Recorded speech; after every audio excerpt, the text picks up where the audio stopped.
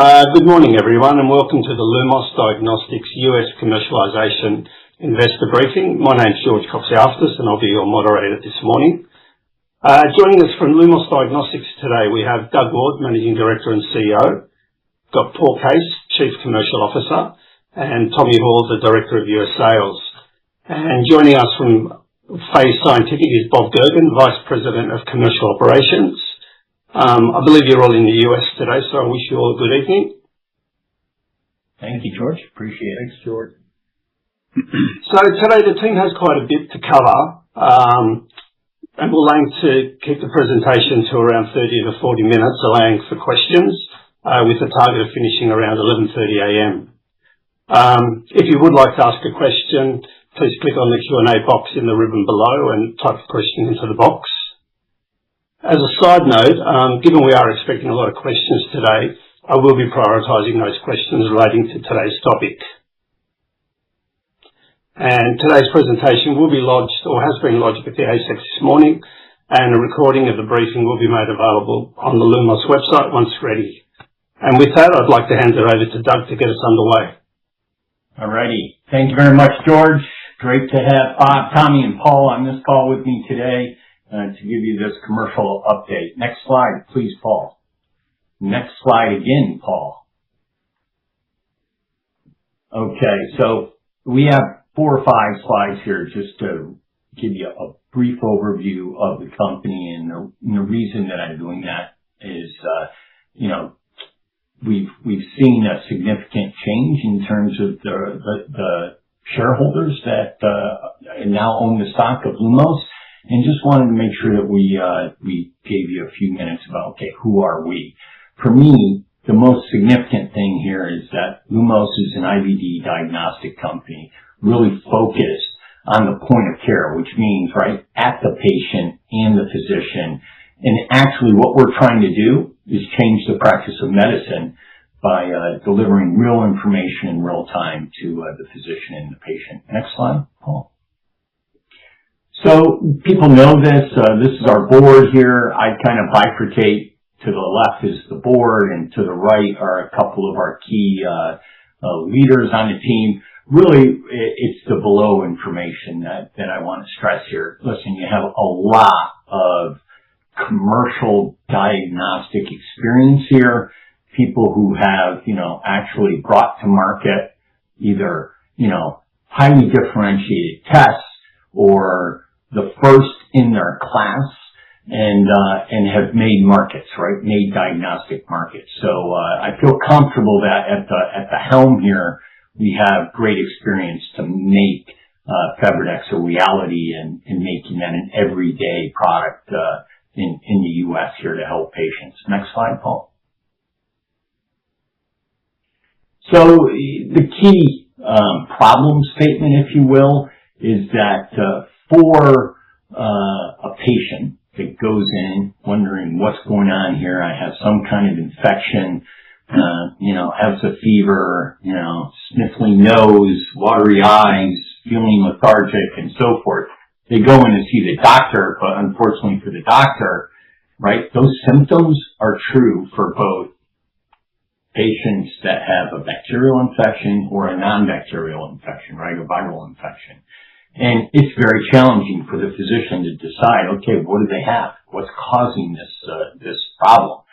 And, today a lot of the physicians will run a flu or a COVID test on patients, but many, do not as well. So, then they prescribe the antibiotics to people who should not have it. And, really 40% of people with acute respiratory infection are getting antibiotics and they shouldn't. And ultimately that is also, that over-prescribing is generating significant resistance to the antibiotics that we have out there. Next slide, Paul. So this is the fabulous solution to that problem, right? Once again, so for me, this is, you get a few of these in your lifetime, a product that really, really is different, that will change how medicine is practiced, and quite frankly, you're building a market when you bring this product to market. So this is our solution, FebriDx, right? It's a quick finger prick assay. 10 minutes plus you're going to get a result, and that result is really going to tell you, do you have a bacterial infection or a viral infection? And it's going to be a great aid to physicians to just make that decision about who should get antibiotics. Next slide. This just kind of sets up why this is such a big opportunity. The key takeaway here is it's a bigger than $1 billion market that we're going to build. Okay, so right now you can look at these are the CLIA waived environment, and you can kind of see that on the left there. And you see the two primary areas that we're really focused on, right? Urgent cares and primary care. And on the right-hand side, you can see how many locations that represents. 14,000 urgent care sites. That's represented by about 400 or less ownership groups. So it's a pretty, if you will, the ownership group's pretty concentrated. And then the primary care solution, 160,000 primary care locations in the U.S. So Bob and team are going to talk about, well, how are we going to get to these folk and get them interested in using FebriDx going forward. Next slide. Okay, one of the key things that we put out a press release recently, and in that we talked about having 100 plus current sites that are using FebriDx, and one of the other qualifiers we put on there was a description of how many flu tests they have. Let me give you some rationale because there was a little bit of confusion around that.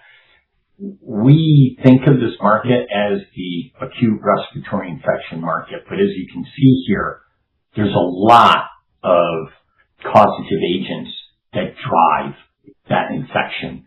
Flu is one of them, but it's such an easy thing to track, and it's done by the CDC, and it's done weekly, right? And we also have access to data that allows us to put this into our CRM system by site and so forth. So going forward, we're still after the 80 million visits a year for ARI.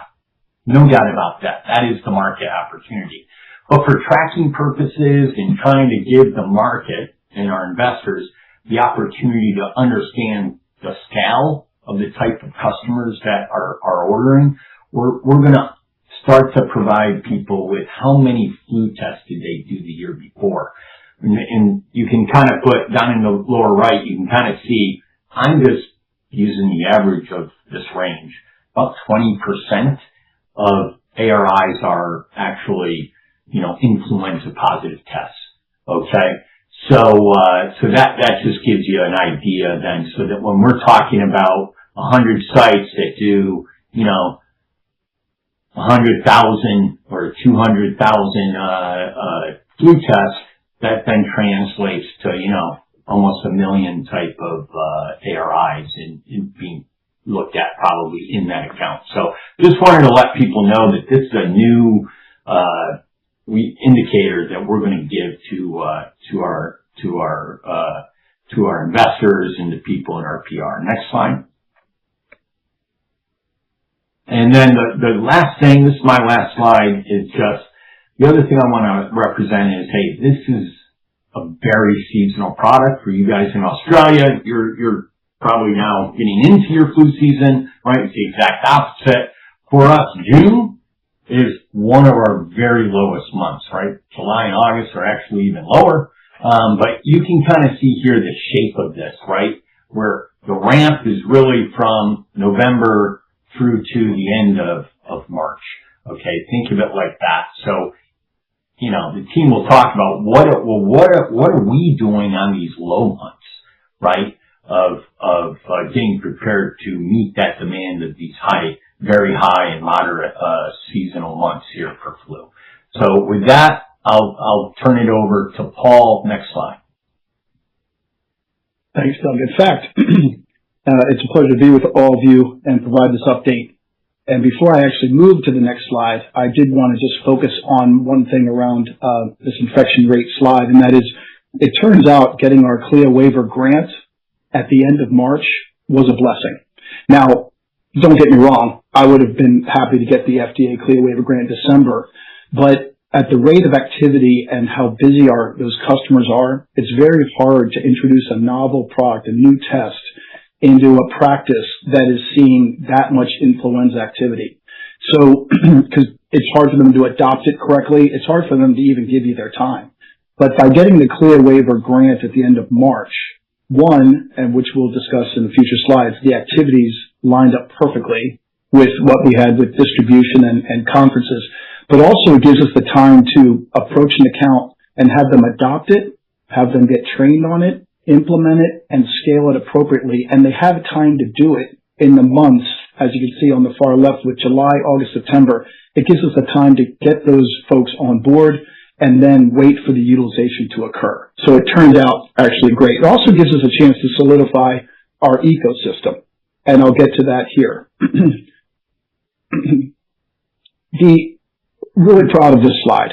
Okay, so when I think of how to accelerate commercial adoption, I think of these four categories. Okay, obviously on the top left with Lumos, we're the manufacturer of the product. We have the IP. We're driving marketing. In fact, we're at the last stages of selecting a marketing agency that's got a very robust, very comprehensive campaign to increase awareness of FebriDx. If you ask me what we're missing in the U.S. right now, it's not resources necessarily, which I'm going to talk to here. It's actually the doctors and the physicians and the nurses in our space. We need them to hear about the product. We need to get to them. So marketing agencies can help us with that.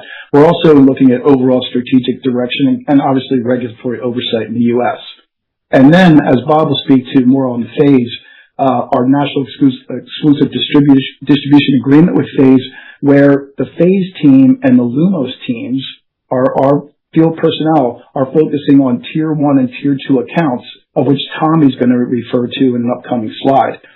Just as importantly, phase has done an incredible job of setting up sub-distributor networks with very large distributors, Henry Schein, McKesson, NDC. Those are over 2,000 reps that I'm pleased to report have been trained, they've been educated, and they are running with the product as we speak.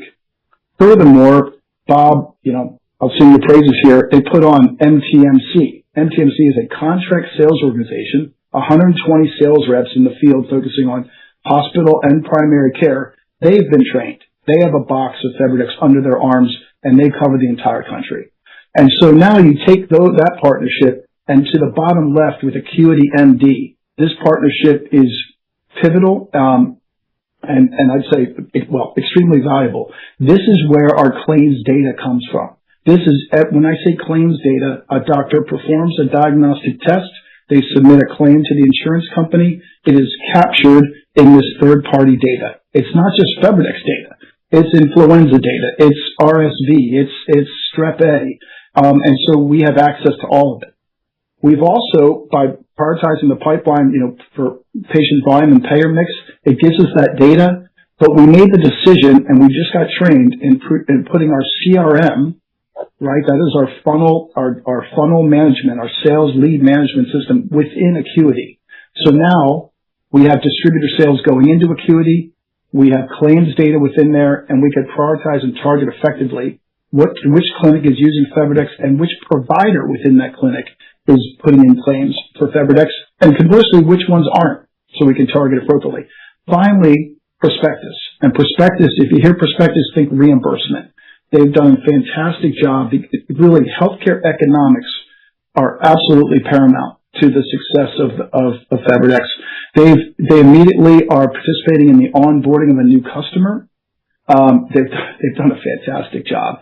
And so there's already a confidence with the new customers that are coming on board and adopting FebriDx that they're going to have someone to hold their hand to make sure that their revenue is going to come through and that the claims are going to be filed correctly. And that if they get a denial, prospectus as a team will help them with that appeal and to make sure that that revenue continues to come through. So you put it all together, and I couldn't be any more pleased with this ecosystem, and it's already working, which is incredible news. I'll tell myself next slide here. Yes, I'd like to add something if you don't mind. Yeah, so really the combination of the Acuity MD data-driven targeting, if you will, and prospectus reimbursement support, that significantly reduces, in my experience, two of the biggest barriers to diagnostic adoption. And that's really finding the right customer and getting paid. So this is, really, really, really important. Just wanted to underscore that. Yeah, thanks, Paul. So I believe I've discussed this slide before, but there's three pillars to a commercial adoption of a novel test, and they're absolutely critical. So on the left side, you have the clinical benefit, and that is, let's just zoom right in. It's a test that is the only point of care, CLIA-waived diagnostic rapid test that can tell you whether a patient is bacterial or non-bacterial. More importantly, it's a 99% negative predictive value. What does that mean? That means it is ruling out at 99% a bacterial infection. So what does that mean? Well, that is an unmet need. That is a solution that's absolutely providing an unmet need.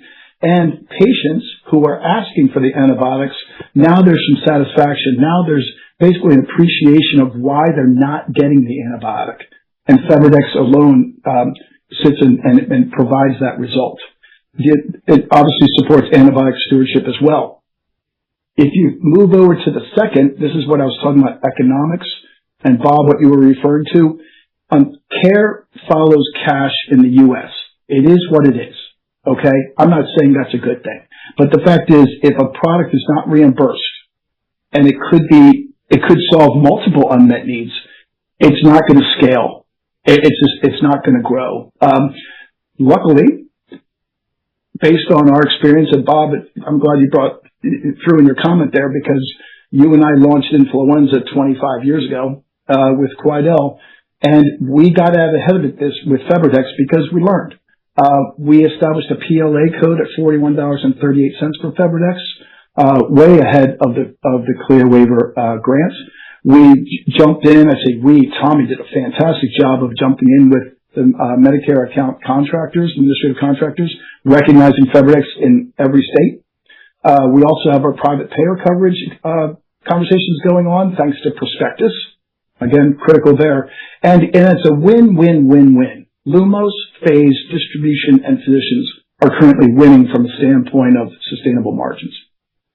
And finally, operational efficiency is that third pillar, because if you don't have a test that's easy to perform, if you don't have a test that isn't going to fit into a workflow, if you have a test that's going to change physician behavior dramatically, you're going to have way too many roadblocks. And I'm happy to say, instrument free, zero capital equipment, less than 1 minute hands-on time, just after 10 minutes to a result. So the patient's still in the office, in the exam room, one finger stick of whole blood, and you're not changing physician behavior. You're basically looking at it, and then it goes back to Acuity MD. We can track the physicians that believe in rapids, that they're using influenza tests, and those folks, this test is perfect for because they already see the power of a rapid diagnostic test in the U.S. And finally, before I turn it over to Tommy, your best indicator of operational efficiency is when a customer like Well Street goes from a pilot and then expands to 43 sites. Tommy will talk more detail about Well Street, but that alone is the confidence that's showing FebriDx is working operationally, it's being effective, and the outcomes are what that particular customer, among others, are seeing. So I'll keep the great energy and the positive updates going here as I turn it over to Tommy. All right. Thank you, Paul. Next slide. So, as Paul has alluded to, Doug has mentioned in there, we all know what FebriDx is. We've got a great product on our hands. It's the only one of its kind out there. It's novel. It's really groundbreaking and meeting an unmet need of the next great epidemic, everybody agrees, in antibiotic resistance. But when it comes to having that great product, you still got to go out there and sell it. And the commercialization strategy, the sales strategy we put together is Sales 101. And Bob, myself, Paul, the sales teams we put together at Phase, the sales teams we put together within Lumos, we've got years of understanding this strategy, of understanding this sales technique and how to get the job done. And so we've already proven this once again with FebriDx and how we're moving along. And just will continue to do so. And Paul, let's go to the next slide where we get a little more of the nuts and bolts of it. So when you look at the commercialization strategy, it's really broken down into three separate strategies. So first you've got push. Push is just selling. Push is focusing your sales resources on your accounts, prioritizing those tier 1, those tier 2 high value accounts is what we're doing, and getting in there and just selling FebriDex within these accounts.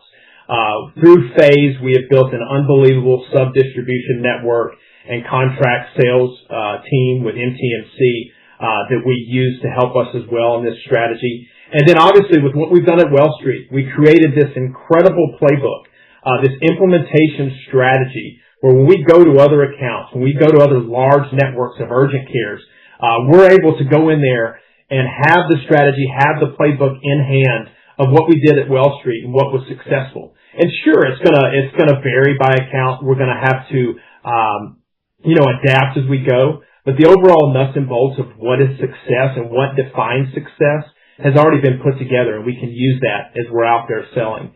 And then you look at pull, and pull is quite honestly just customers reaching out to us.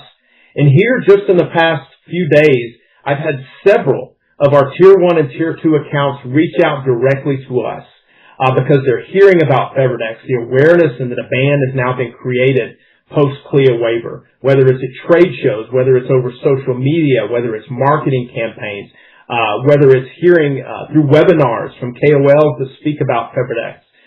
They're hearing about this. They're realizing this great test that is out there that they need within their facilities. So they're proactively reaching out to us. And the greatest part about this, as Paul touched on, we haven't even really started spending in our promotion yet. We have not brought on our marketing company yet that's really going to drive this pull strategy. And it's already being very effective, and we are already getting flooded with calls and reach outs from high priority targets reaching out to us. And then at the end of the day, it's all good to sell and to be closing these accounts and driving adoption, but we got to have some way to measure it and some way to track it. And that's where the things that Paul mentioned as far as Acuity and our CRM through Acuity, the claims data we're getting through Acuity, where we can see which centers are using, and we can even drill down to the physicians and the providers within those facilities to see who is ordering FebriDex. The reports that we're getting through our sub-distribution network that allows us to follow up with these accounts to make sure everything is in place, make sure everything everyone is properly trained. There's no questions. There's no hurdles that need to be tackled. So we've got all that data, all that input coming to us, where we can proactively, adjust on the fly, and we can take care of these customers and really understand what's going and prove the actual adoption that is happening. And most importantly with this too, as Paul alluded to, when we look at reimbursement, the ability to use prospectus and their reporting and their knowledge and their guidance throughout this to help get to where we are getting all of these claims paid and everybody's getting reimbursed on every test. And to be doing this now through these slow months and these non-influenza season months, it's allowing us to get claims built up, get that traction to where when we hit influenza season, reimbursement is running at full speed, accounts are up and ready to go, and we're really benefiting and running smoothly from all the hard work that's been done up to that point. Paul, next slide. Market concentration matters. Look, this is all about hyper-focus, and this is where we are. We're very focused as two companies together here with FaZe and Lumos, and our sales teams are focused on those top 100 accounts, what we call tier 1 and tier 2 accounts. And as you can see here, the top 100 parent entities in the U.S. within the urgent care market make up almost 50% of the total urgent cares in the U.S. So a little over 5,700 urgent care sites are made up by just the top 100 parent entities. And so when we look at this, we said, all right, this is where our focus needs to be as FaZe and Lumos. This is where we're going to drill down and where we're going to go after, because this is where we can really move the needle and make a difference here in the adoption of FebriDex. All the other urgent cares, all those other 300,000 CLIA waived sites throughout the U.S., that's where we use our sub-distribution network. That's where we use the Henry Scheins, the McKessons, the NDC partners. That's where we use our NTMC reps. All of those reps, all of those distribution reps that Paul mentioned earlier, That's where we send them to go help with all those other accounts. But us as a sales organization and our sales teams that we built here at Phase and Lumos, we are hyper-focused on these top 100 accounts and our tier 1 and 2 accounts. Paul, next slide, please. And this just gives a great snapshot here. This is the top 50 of those tier 1. And you can see there, they represent a little over 4,500 total urgent care sites in the U.S., ranging from a little over 400 sites when you look at an AFC to 35 sites. 62% of these top 50 urgent care groups are hospital affiliated. They represent, with their corporate offices, 23 different states. When you look at where their actual facilities are, we'll probably come pretty close to covering 50 states. And then again, what we're in this for, it's acute respiratory infections. That's the number one reason that patients are coming into these urgent care centers and these groups. And so again, the push-pull method of sales, it's all something we know to do. It's all something we've done for years. We're very good at. And we partner that with taking our sales organizations within Phase and Lumos, and we really hyper-focus on these tier 1 and 2 accounts. That is where we can move the needle. That is where we can move the needle very fast. And then we use our other network of reps out there to continue to do what they do with the remaining accounts. Next slide there, Paul. All right. And Bob, I will swing it over to you now for a little commercial traction. Thank you, Tommy. Appreciate it. I want to thank Doug and Paul and Tommy and the Lumos group for inviting me. Excited. I am VP of Commercial Operations at Phase Scientific, and as they mentioned, we are the exclusive distributor of FebriDx. And I've been in the point-of-care space for 30 years, 25 of it in 3 different stints at Quidel and Quidel Ortho. Worked with Paul. We've launched a few products, and I can honestly, and succeeded, did very well, but I can honestly say that FebriDx is one of the most exciting products I've ever been involved with. It's rare to find a technology that solves this clinical problem, easy to use, it's reimbursable, and adds up to being able to be scaled quickly. So that's why, my team is energized about why we're here, where we're headed. And I personally believe, and this is not hyperbole, this is the chance of a lifetime for us, for everyone here, for all over the United States, for healthcare in general. To be able to differentiate between a bacterial and non-bacterial infection with 1 drop of whole blood at the point of care and CLIA waived is astonishing. And so again, hats off to the Lumos team, but super excited to be on the call today. Next slide. So since receiving the waiver, as Paul mentioned, on March 27th, we've been focused on getting FebriDx into the market.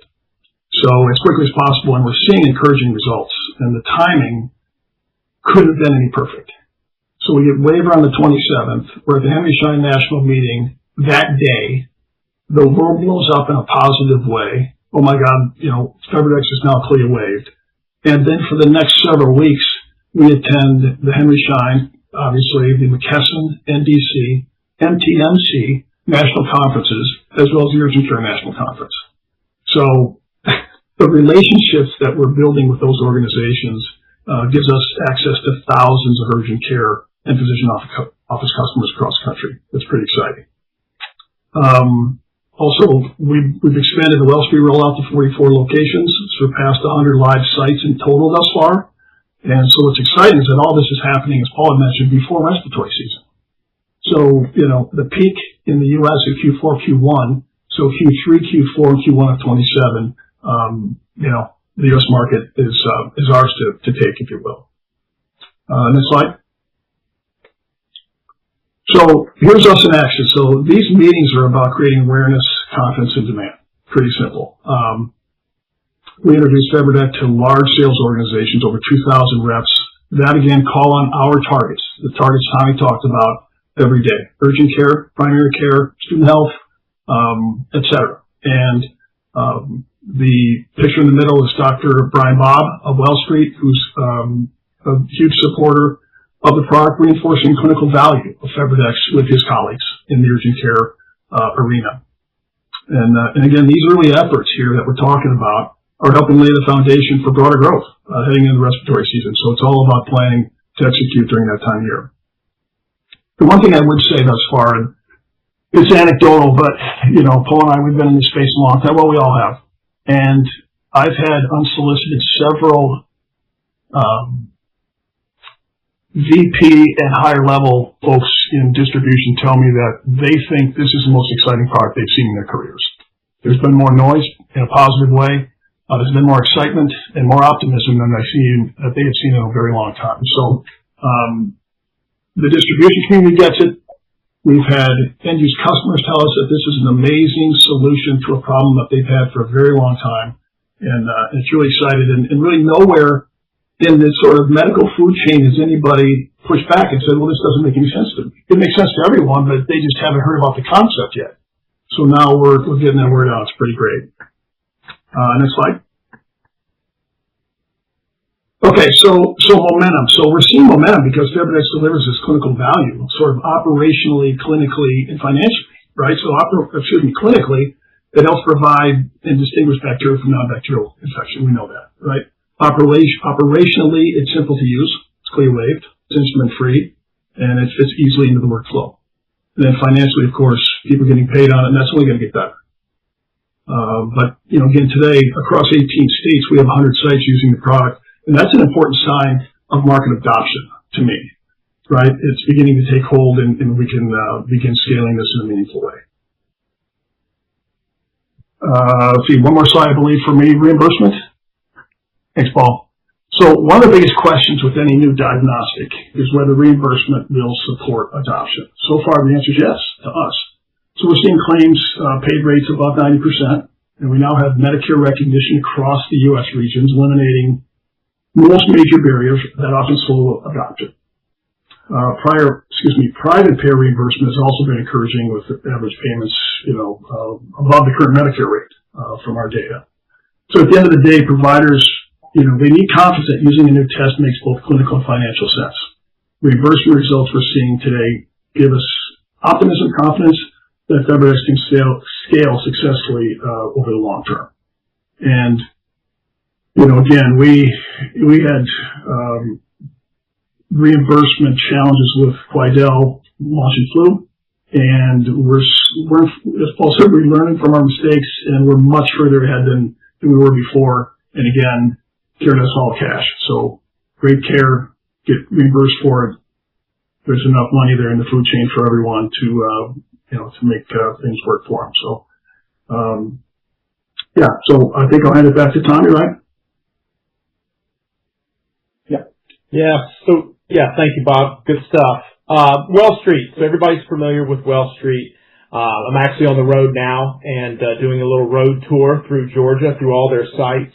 And I can tell you the response with the expansion into the new sites has been unbelievably positive. So much so that as I'm in these sites talking with these providers, talking with the nurses about their experiences that they've launched here the last month, I have to stop them and say, well, what's a negative? You got to give me a negative. You got to tell me something that's not going well with the test. Every site that I walk in, every provider I talk to, not only is the test performing well, is it fitting perfectly into their workflow, they're just blown away that they now have a product like this and a test like this. And we started at the one site that was moderately complex here in Fayetteville, Georgia, to implement it into the workflow, to work with it, to see how it would fit within Well Street, before we got CLIA waiver, knowing that we would then expand to the 44 total sites and then go to full expansion.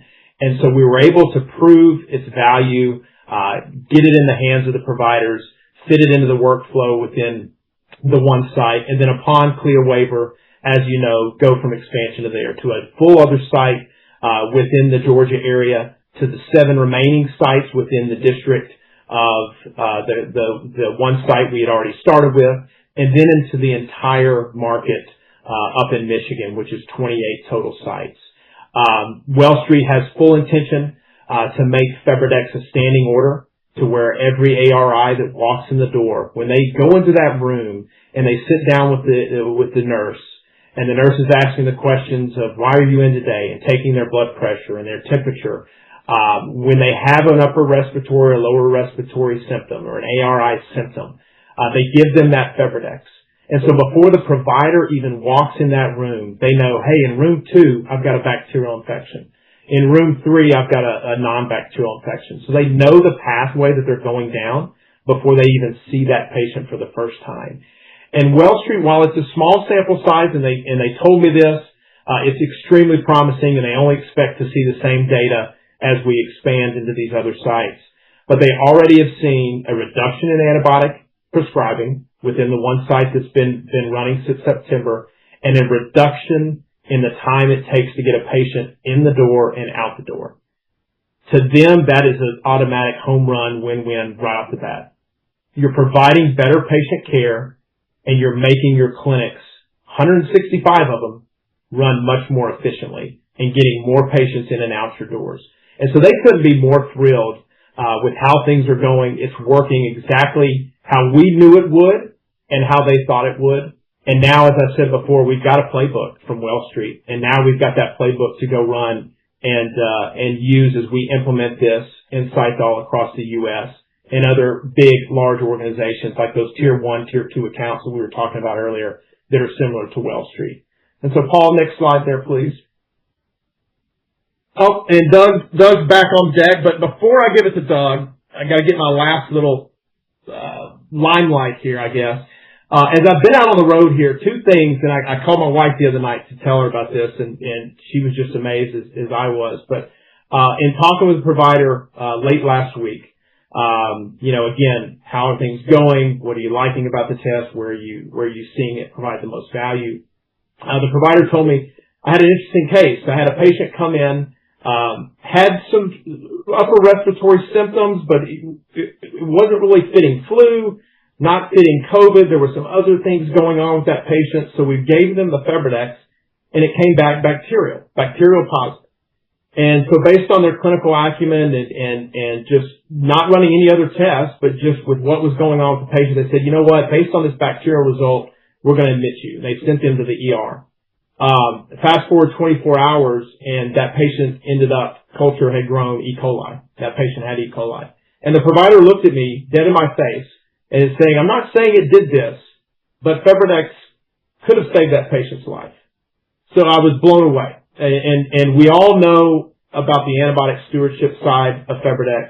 We all know about how it's going to help in prescribing antibiotics and help in patient care from that standpoint. But to hear stories like that, it made it all worthwhile for me. It justified everything that we've been putting in over the past 6 years getting this to market. And all the blood, sweat, and tears. We always knew what we had, but to finally have it out there in the market and get stories like that, I mean, wow. And then just yesterday, had another provider tell me, had a patient come in, had a sinus infection. And I didn't know this, but standard protocol for sinus infections is you do not prescribe antibiotics until they've had symptoms for 7 days. Well, this patient was on day 2 of symptoms. But thanks to Febridex, they administered a Febridex to that patient. It came back bacterial positive. So they were able to start them on antibiotics day 2. The provider said, you saved that patient 5 days of misery and a return visit in 7 days to my clinic because they had not gotten better. So wow. I mean, it's just that the stories like that come in daily. We hear them over and over. And, I'm telling you guys, it's a great time, to be a part of something like this. It's a great time to be making such a big change in healthcare, in the antibiotic world and helping to really provide better patient care out there. All right, Doug, now I will give it to you. All right. Yeah, that's going to be tough to follow, Doug. You got yeah. Listen, we should have ended with those, but unfortunately, I'll talk anyway. So great job, Bob. Great job, Tommy. Really appreciate you guys speaking and giving people an update as to what's going on out there. Listen, I'm just going to take a minute here because we're up against time, but I'll just focus on the top half. These, we're thinking, are going to be the leading indicators dashboard that we're going to try to produce on a regular basis and format for everyone, right? So number of live sites that we have, the corresponding number of flu tests that those accounts did a year ago. And right, we talked about that as a comparative for Febridex for ARIs. Think of it as like, that's about 20% of the ARI claims that they may have had. We'll also talk about as we go geographically and expand, which is really important across the U.S.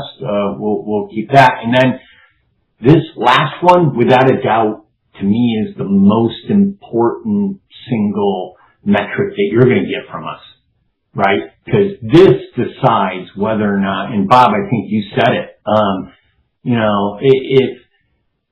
if they don't get paid, they will not order the test. Okay, it's as simple as that. And listen, like Bob, fortunately, I've been around a long time, and I've launched FDA cleared cancer sequencing tests into the market. Unbelievably great products that impact cancer patients that were not paid for, right, by the insurance companies. Okay, they saw those as exploratory and denied those claims. And, that's a pretty common occurrence by many products that first get FDA approval and, just are not in the mainstream. The great news here is that, the team put together this great strategy of getting this PLA code and putting it at a price point, right, that quite frankly works for everyone, right? Not only us as the manufacturer, doing 60% margin, but then Bob and FaZe and then our sub-distributors, but also the customers. But the last party here are the payers, okay? And they are also, right, they're looking for ways to reduce healthcare costs overall, and if they had to buy a test in order to do that, and it, quite frankly, is a pretty economical test for them to buy, this is working. So pay attention to that one, because I think that is, without a doubt, the most important indicator of success of how we will ramp here. Next slide, please. Okay. Again, this is just a summary of what's going on. I have to leave with this overall view, which is, it's kind of interesting, probably just a few months ago, right, we had no CLIA waiver. We didn't have a ton of money in the bank, and we were sitting here going, okay, the big miracle is going to happen for us relative to getting this FDA clearance and allowing us to go build a market.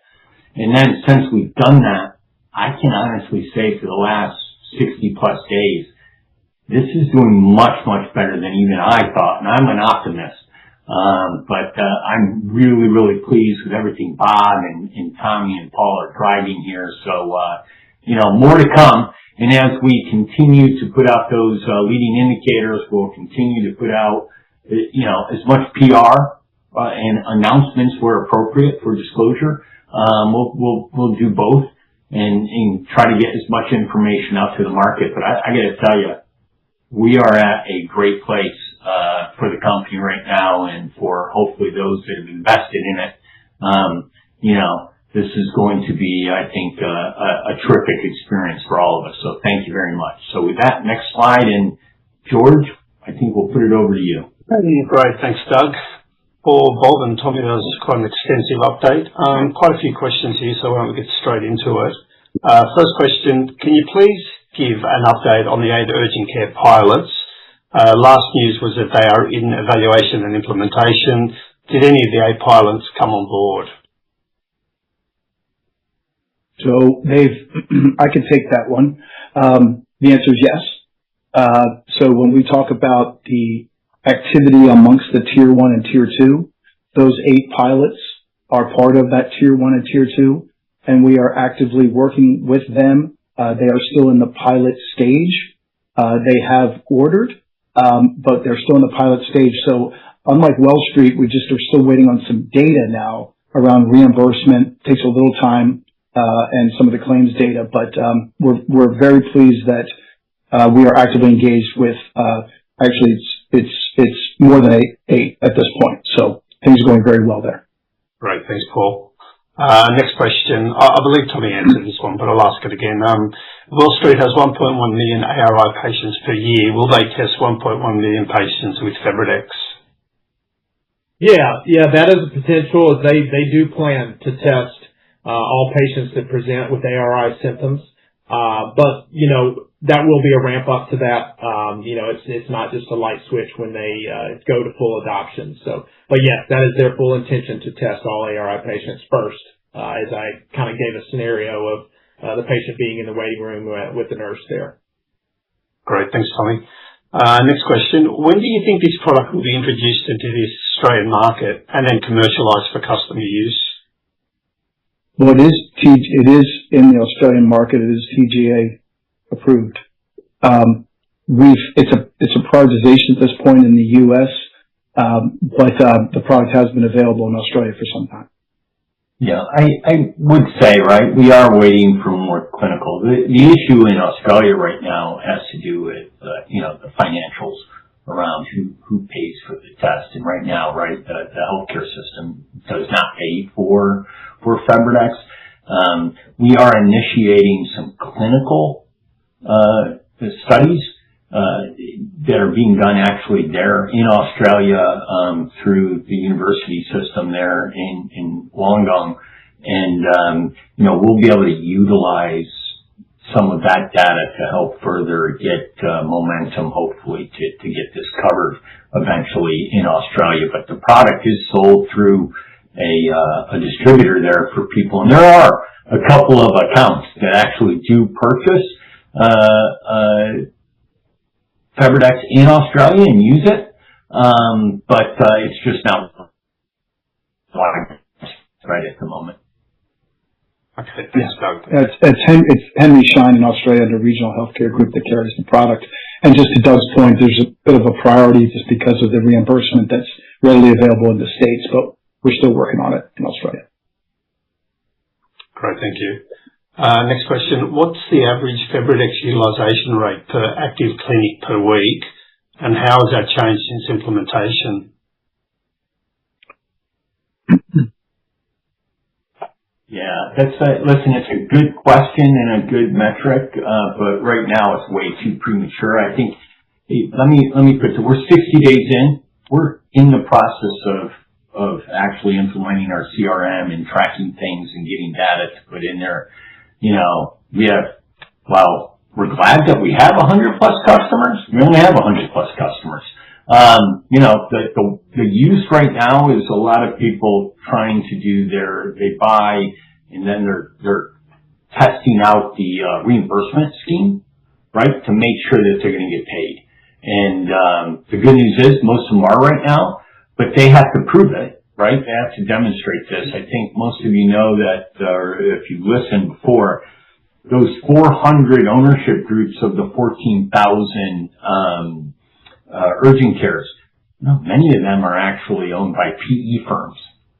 Okay? So it's really, really important that they're managing their profitability and making sure it's appropriate for delivering healthcare in an affordable manner and so forth. So getting those claims, sent in to the private payers and getting them back does take time, right? I literally take months of, that cycle, if you will. The great news is we are seeing that high, greater than 90%, payments right now. And, we'll continue to keep you on board with that as we get more. Thanks, Doug. Are all the major private insurers now signed up? No. Yeah, to be clear, no one is signed up, right? There's two.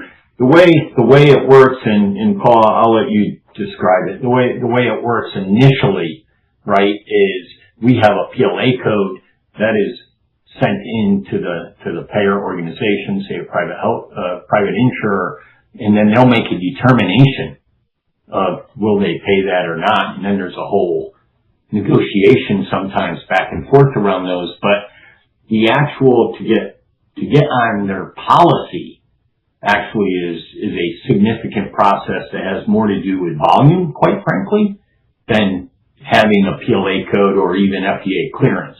It's more about the experience and about their membership actually using using the test. But I think that it's based on volume and utilization to tee up those coverage policy conversations. It's an excellent question though, because the fact is, just because we don't have a written coverage policy, which again takes utilization, lots of utilization to drive that, that's where prospectus comes in and tees that up. But the great news is we're seeing very robust reimbursement from those same payers from a standpoint of medical necessity when their claim is actually submitted. So we're still seeing excellent reimbursement. We just don't have a coverage policy. And the reason that's such a great sign is because generally speaking, when you don't have a policy, you're going to see, a lot of denials.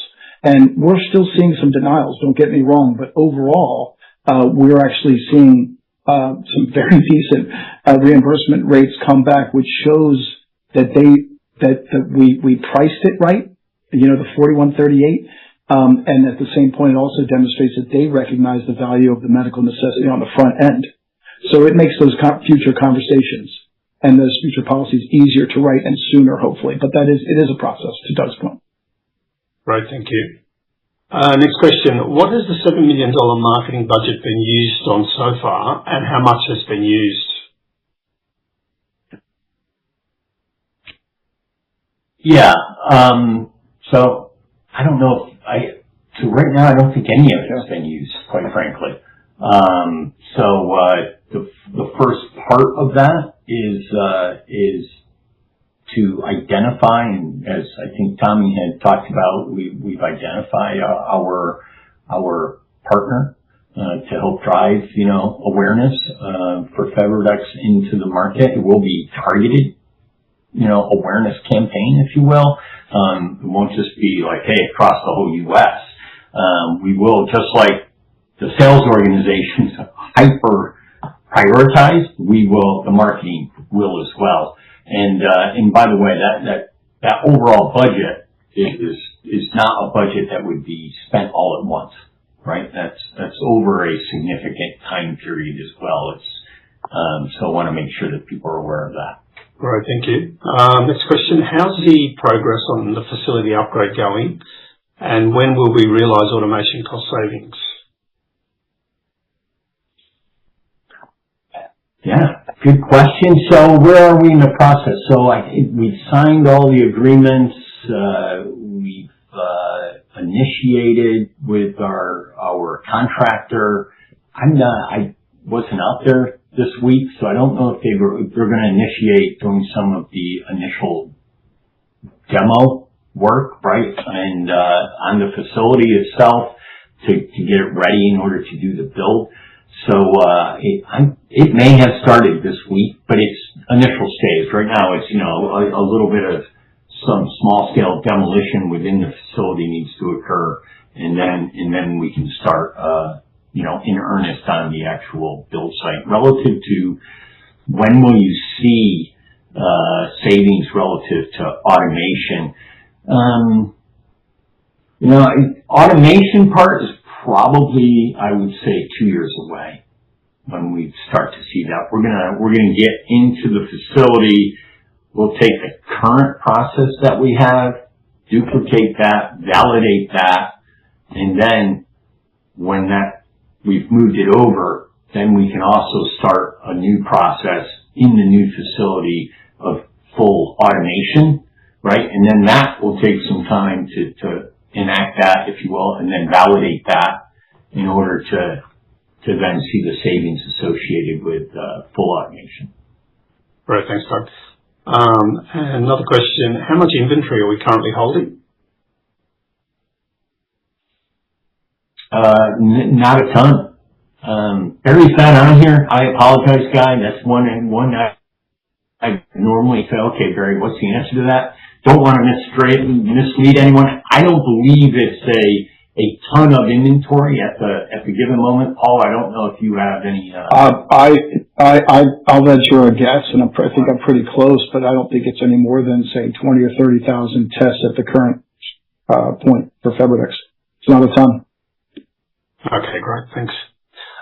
Next question. Can you give an indication of the gross margins for the test? I think that might be one for Barry. Just following on, will... It's okay. Now, hey, George, right now, our gross margin is 60% on FebriDex. Our aim, and per that other question that we had around automation, there are probably 3 or 4 key drivers to lowering our COGS, which will also increase our margin, right? Number 1 will be volume, because we get volume discounts from our suppliers, right? And that's a key driver. And 2 is automation, and 3 are other efficiencies that we put into play. So yeah, we're looking to drive that up. You know, by the end of the agreement here in 6 years, we'll be around 80% gross margin, we believe. Okay, great, thank you. As a follow-on question, will Lumos need to raise more cash to fund working capital? And also, when will you be rolling out to new markets? What's the pathway looking like for that, and which markets first? Yeah. So, question number 1, no, we don't anticipate in certainly in the near term, midterm, any need to raise. We're fully funded here based on that capital raise that we just did. So there'd be no reason for us to need to go out to raise any. In regard to the second question, what was that again, George?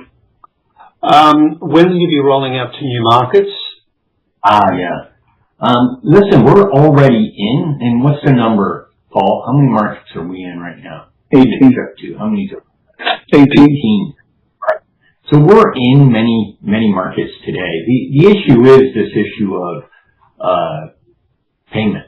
Who pays for the testing, right? And the U.S. is made to deal with this very easily in the type of payer market that we have.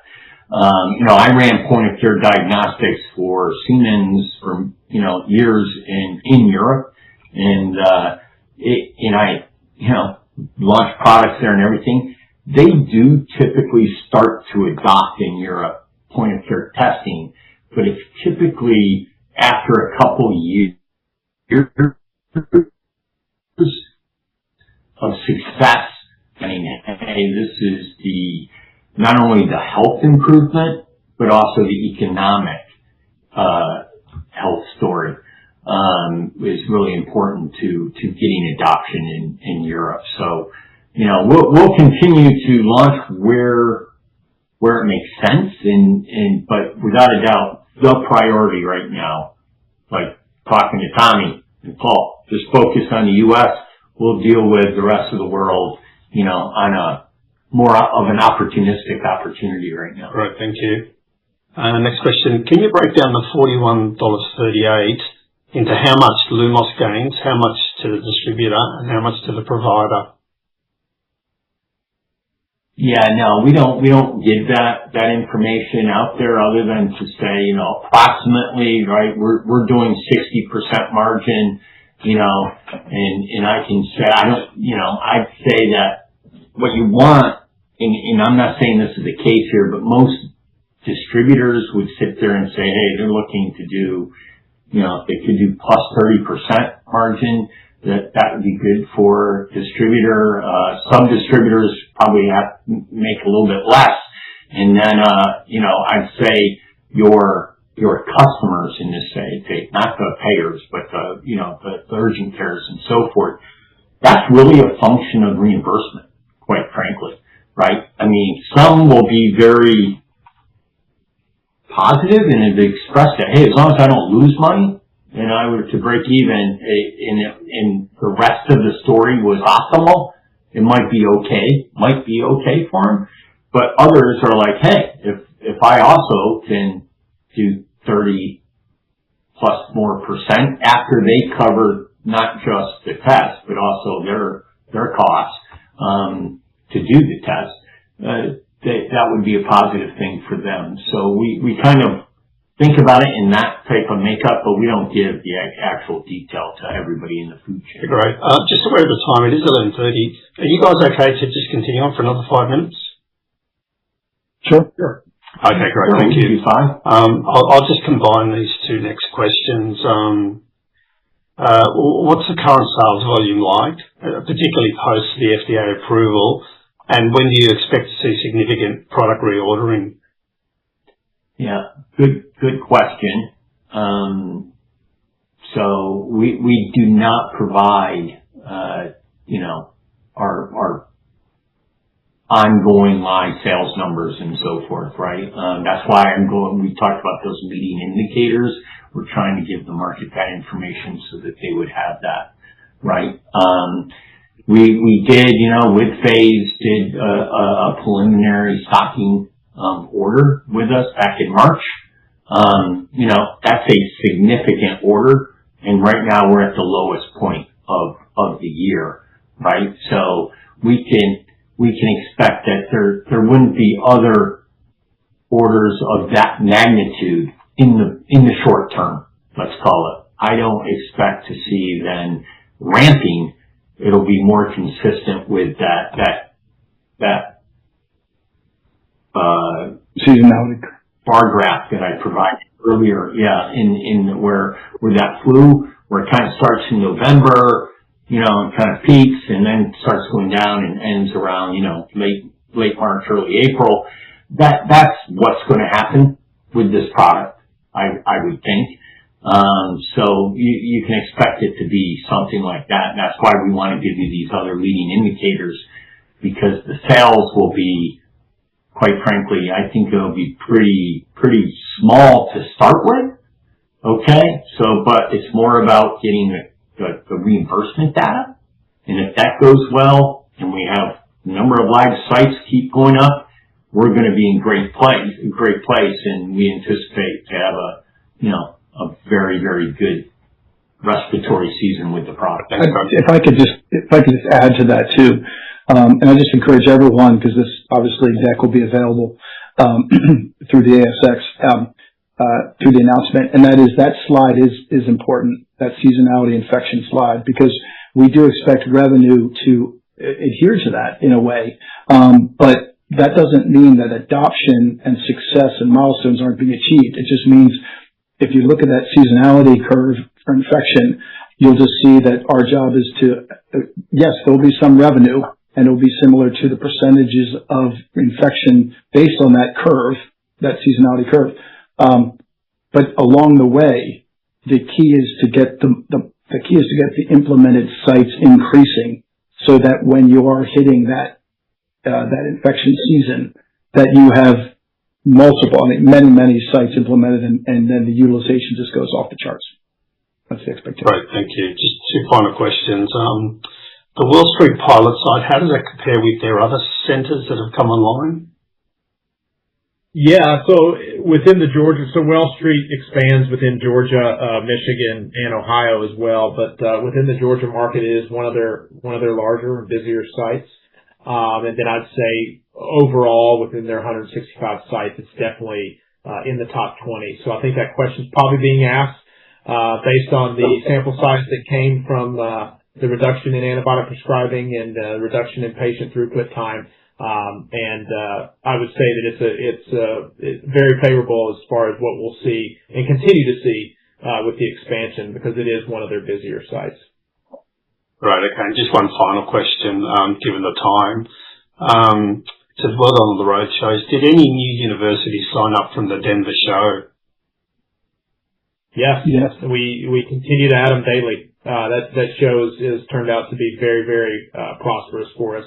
And we're happy to do it for the universities though. So those kids away from mom and dad are very vulnerable, and there's tons of statistics around antibiotic prescribing and overuse of antibiotics around our college kids. So we're excited to be getting these student health universities, student health centers at universities on board. Tommy, I'll give an anecdote there too. And talking to one of them, they had said that when they send one of the children back to their dorm without an antibiotic, that first call is to the parents. The parents then light up the health center with, why didn't you give my child an antibiotic? And they said the admin alone and those phone calls makes FedEx worthwhile. So I was unbelievably pleased, and Henry Schein can back that up, because they were at that ACHA show. It was the talk of the show, and the leads are numerous. So Great. Good question. Thanks, Paul. Look, I might just hand it back to you, Doug, for any closing remarks, and then we might finish there. Okay, terrific. Greatly appreciate it. Well, let me just first thank Bob and Tommy and Paul for being on the call today to give you a lot more information and, access to talk to the guys on the front line and bringing, FebriDex to the market and building this market, quite frankly. Love the anecdotal information there. I would just leave with thanking people to make this call, investing your valuable time. Hopefully it was well worth it. Continue to reach out if you have some questions through IR department, and we'll get back to you with any questions that you have. And I just say, hey, my takeaway is I think that we are. I'd categorize this as just really positive commercial traction right now, even better than what I had envisioned in the first 2 months after launch. So, I feel great about that, and hopefully you felt that passion from Bob and Tommy, and, we look forward to providing updates as soon as possible. Great, thanks, Doug. And just reiterating Doug's comments to Paul, Tommy, Bob, and to all the participants on the call today, thank you for your time. That now concludes the investor briefing, and I now invite you all to disconnect. Thank you. Thank you. Yes.